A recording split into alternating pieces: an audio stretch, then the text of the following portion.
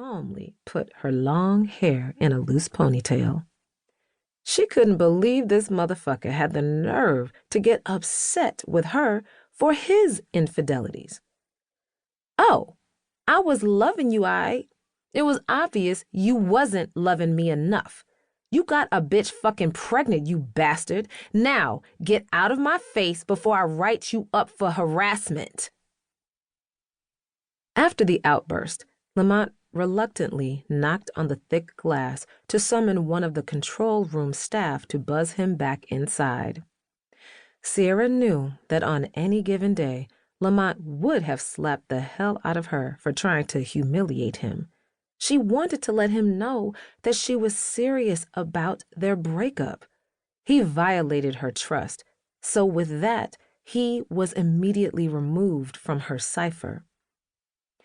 Sierra held her head up, and much to her dismay, she turned around to be face to face with her childhood buddy turned nemesis, Monique Phillips. Monique had seen the whole thing transpire between Sierra and Lamont. Sierra knew she was waiting to leap like a lioness attacking her prey by sinking her acrylic claws into Lamont. Well, if it ain't Miss Sierra Howell and Mr. Lamont Simmons with their soap opera.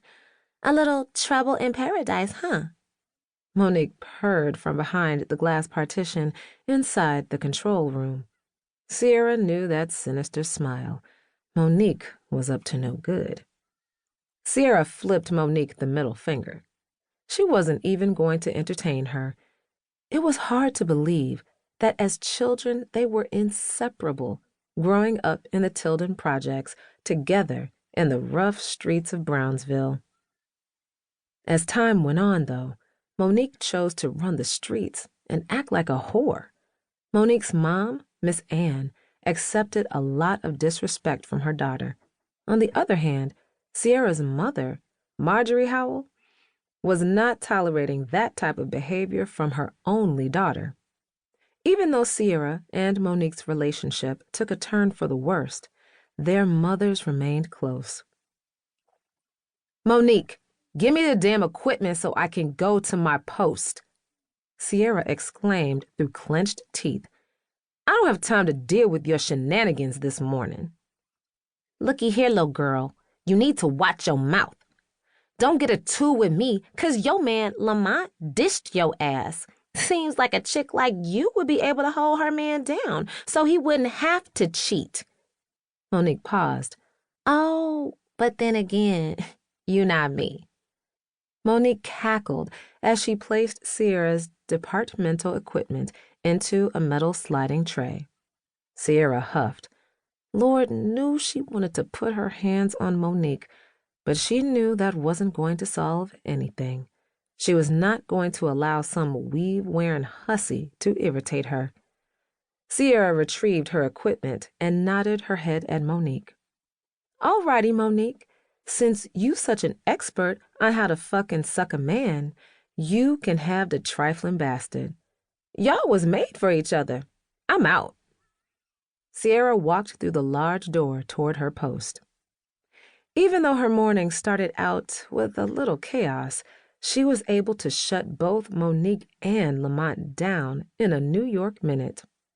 When Sierra arrived at her post, she relieved the officer on duty.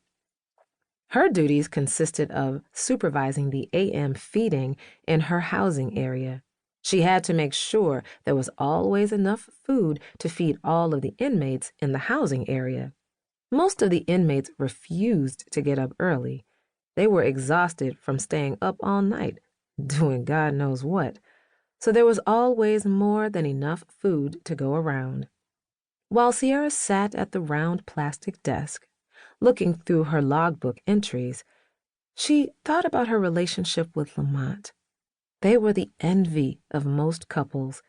Sierra remembered being so enamored with him, especially after their first date. He was a complete gentleman. He wined and dined her, and of course made passionate love to her any time she wanted. She was happy to have a different flavor in her life. Normally,